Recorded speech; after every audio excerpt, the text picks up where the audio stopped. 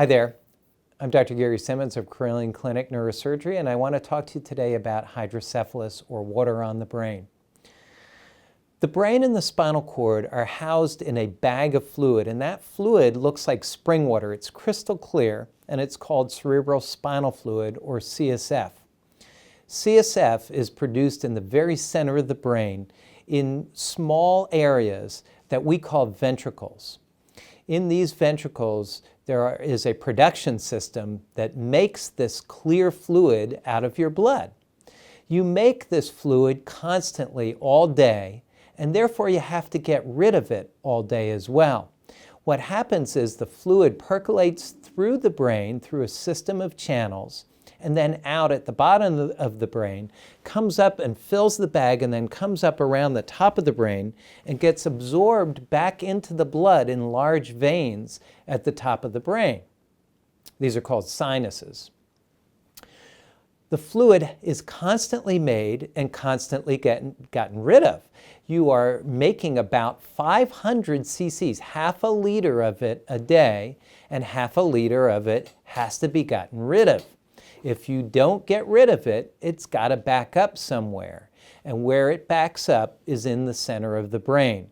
The small areas that house that fluid, that house the production system for the fluid, called the ventricles, get larger and larger and larger and start pushing on the surrounding brain. That's called hydrocephalus, which simply means water on the brain. But the technical term is hydrocephalus. And left untreated, hydrocephalus will start shutting down the brain and will eventually kill somebody. If you are making 500 cc's of fluid a day and you get rid of 499.5 a day, well, that buildup of fluid is going to be pretty slow. If you make 500 cc's a day and only get rid of 1 cc a day, then that buildup of fluid would happen in a matter of hours, to the point where it can take somebody's lives. Now, babies are often born with hydrocephalus.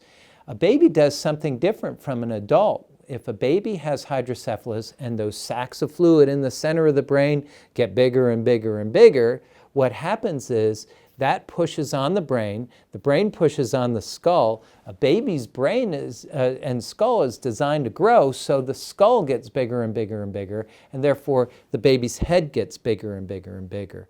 But eventually it will lead to developmental delay and possibly death, and often a very enlarged head. So hydrocephalus is a problem that needs to be treated, and we'll talk about treatments in another issue. Thank you.